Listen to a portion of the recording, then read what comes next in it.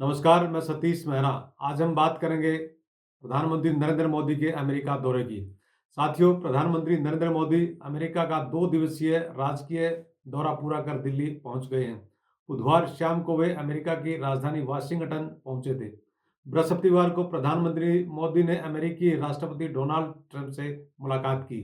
इसके साथ ही वे कई प्रमुख लोगों से भी मिले, जिसमें अमेरिका के राष्ट्रीय सुरक्षा सलाहकार माइकल वॉल्ट्ज, टेस्ला सीईओ और डोज के प्रमुख एलन मस्क और भारतीय मूल के राजनेता विवेक रामास्वामी भी शामिल थे। प्रधानमंत्री नरेंद्र मोदी ने व्हाइट हाउस में अमेरिकी राष्ट्रपति डोनाल्ड ट्रंप की मुलाकात के बाद दोनों नेताओं ने साझा प्रेस कॉन्फ्रेंस भी की।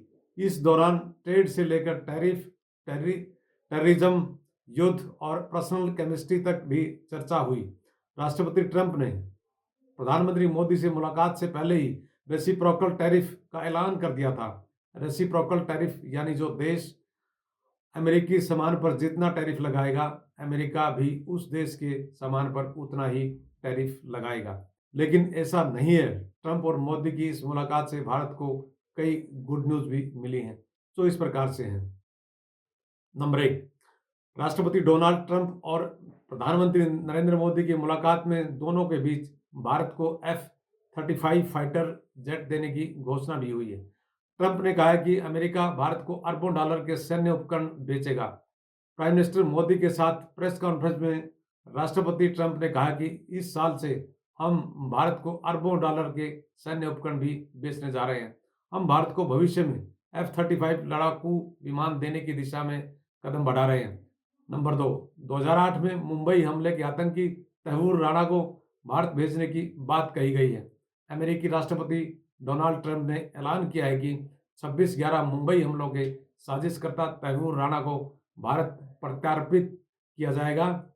उन्होंने कहा कि भारत और अमेरिका आतंकवाद के खतरे से निपटने के लिए साथ मिलकर काम करेंगे। वहीं पीएम मोदी ने कहा कि 26/11 के साजिशकर्ता पर मुंबई हमले की साजिश रचने के लिए भारत की अदालत में मुकदमा चलाया जाएगा।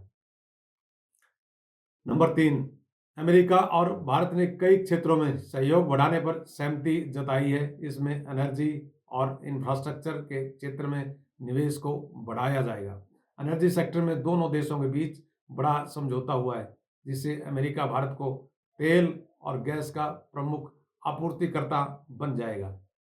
नंबर 4, भारत और अमेरिका ने द्विपक्षीय व्यापार को 2030 तक दोगुने से भी अधिक बढ़ाकर 500 अरब डॉलर तक पहुंचाने का लक्ष्य रखा गया है।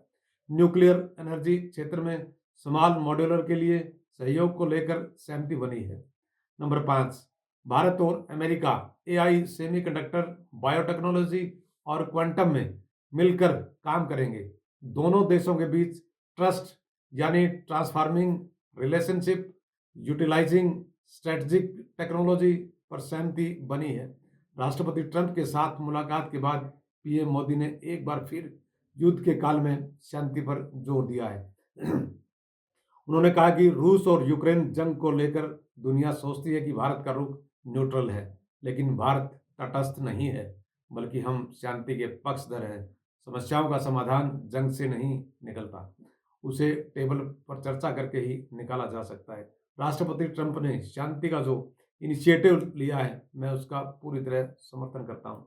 हालांकि दोनों नेताओं की इस मुलाकात के दौरान ऐसे कई फैसले भी हुए जिनका भारत पर बड़ा असर देखने को मिलेगा।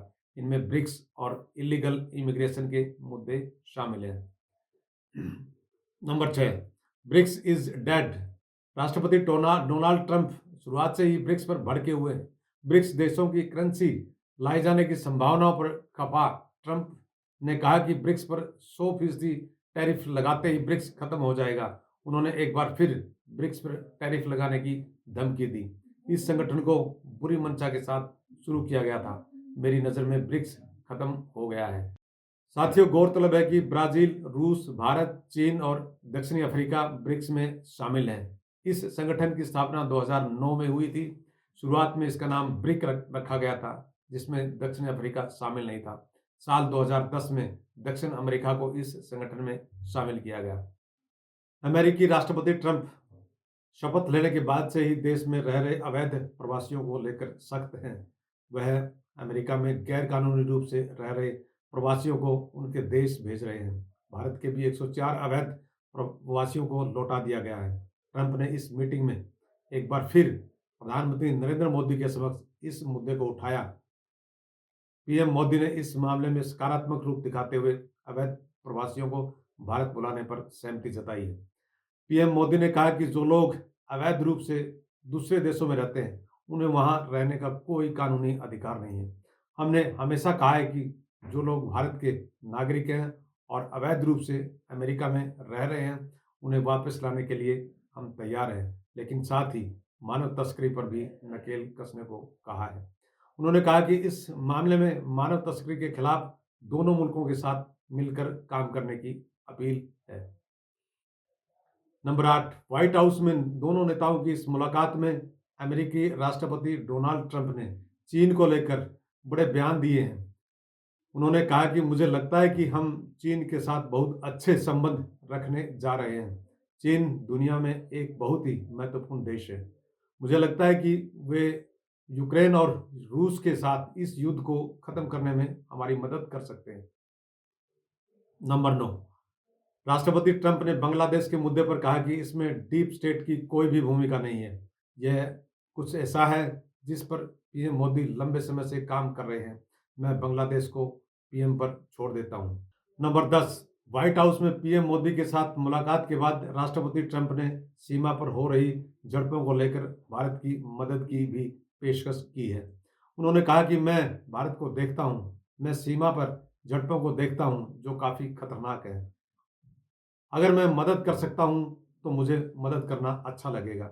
मुझे उम्मीद है कि चीन, भारत, रूस और अमेरिका सभी हम साथ मिलकर काम कर सकते हैं। बता दें कि प्रधानमंत्री नरेंद्र मोदी ने भारत और अमेरिका के संबंधों को लेकर MAGA प्लस MIGA का फार्मूला दिया। उन्होंने ट्रंप के समक्ष मेक अमेरिका ग्रेट अगेन के भारत के विजन के बारे में बताते हुए कहा कि MAGA और MIGA का साझा विजन विकास के लिए एक मेगा साझेदारी बन जाता है। बता दें कि MAGA का मतलब मेक अमेरिका ग्रेट अगेन और MIGA का मतलब है मेक इंडिया ग्रेट अगेन। इसे मिलाकर पीएम मोदी ने MEGA का फार्मूला दिया। उन्होंने इसे समृद्धि के लिए मेगा साझेदारी बताया है। ट्रंप के बयान की 6 बड़ी बातें इस प्रकार से हैं। भारत में लगभग सभी देशों की तुलना में ज्यादा टैरिफ है। ब्रिक्स देशों को एक बार फिर से 100% टैरिफ लगाने की धमकी दी है। जब उनसे पूछा गया कि क्या चीजों के दाम बढ़ेंगे, तो उन्होंने कहा जरूरी नहीं। टैरिफ से नौकरियां बढ़ेंगी, हालांकि कीमतें कुछ समय के लिए थोड़ी बढ़ सकती हैं। साथ ही उन्होंने कहा कि ब्याज दरें नीचे जाने वाली हैं। वैल्यू एडेड टैक्स वैट को भी टैरिफ माना जाएगा। टैरिफ और अवैध अप्रवासियों पर बातचीत, दोनों नेताओं की मुलाकात में अवैध अप्रवासी और टैरिफ के मुद्दे पर भी बात की गई है।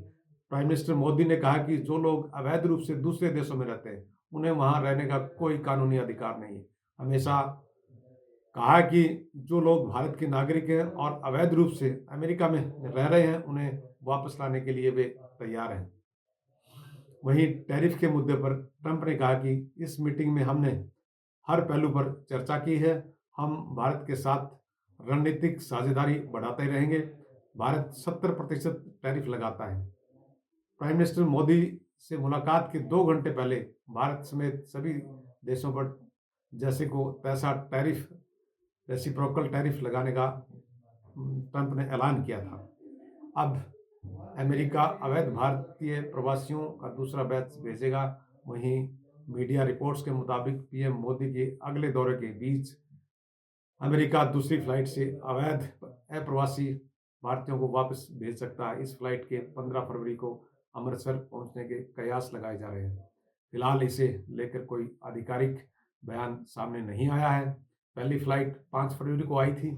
इसमें 104 अवैध भारतीयों अप्रवासियों को भारत भेजा गया था।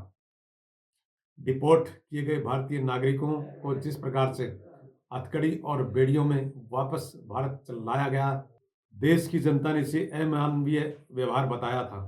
साथ ही इस राजनीतिक विपक्षी दलों ने भी सरकार पर कई तरह के सवाल दागे हैं। अब देखना यह है कि इस मुलाकात के बाद भारत में महंगाई घटेगी या बढ़ेगी। इसके साथ-साथ अमेरिका से डिपोर्ट किए गए 100 और भारतीयों को लाने में अमेरिका सरकार कितनी सतर्कता बरतती है, इसके बाद ही डोनाल्ड ट्रंप व नरेंद्र मोदी की मुलाकात की सफलता और असफलता का पैमाना तय होगा। नमस्कार।